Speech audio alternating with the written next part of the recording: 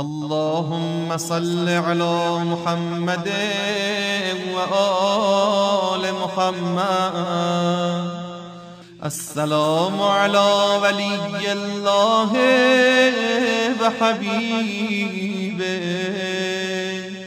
السلام على خليل الله ونجيبه، السلام على صفي الله وابن صفيه، السلام على الحسين المظلوم الشهيد، السلام على أسير الكربات وقتيل العبرات. اللهم إني أشهد أنه وليك وابن وليه وصفيك وابن صفيه والفائز بكرامته،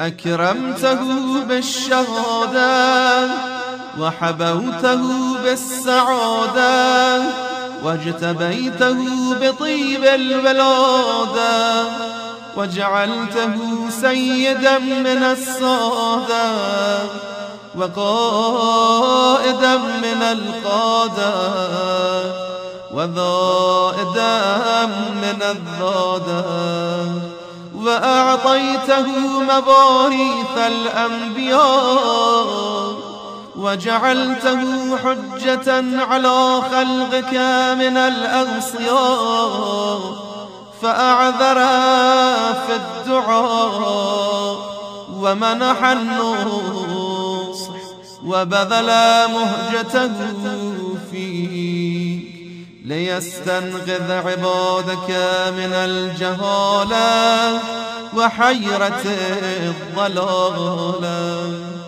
وقد توازر عليه من غرته الدنيا وباع حظه بالأرذل الأدنى وشرى آخرته بالثمن الأوكاس وتغطرس وتردى في هواه وأسخطك وأسخط نبيا وأطاع من عبادك أهل الشقاق والنفاق وحملة الأوزار المستوجبين النار، فجاهدهم فيك صابرا محتسبا حتى سفك في طاعتك دمه واستبيح حريمه.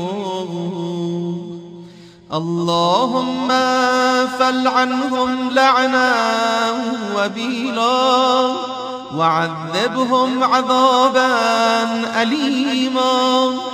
السلام عليك يا ابن رسول الله، السلام عليك يا ابن سيد الأنصياء، أشهد أنك أمين الله وابن أمينه، عشت سعيدا ومضيت حميدا ومت فقيدا مظلوما شهيدا.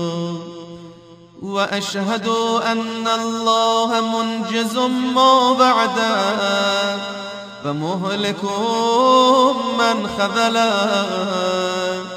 ومعذب من قتله. وأشهد أنك وفيت بعهد الله وجاهدت في سبيله حتى أتاك اليقين، فلعن الله من قتله ولعن الله من ظلمه ولعن الله أمة سمعت بذلك فرضيت به. اللهم إني أشهدك أني ولي لمن والاه وعدو لمن عاداه، بأبي أنت وأمي يا ابن رسول الله، أشهد أنك كنت نورا في الأصلاب الشامخة والأرحام المطهرة، لم تنجسك الجاهلية بأنجاسها، ولم تلبسك المدلهمات من ثيابها.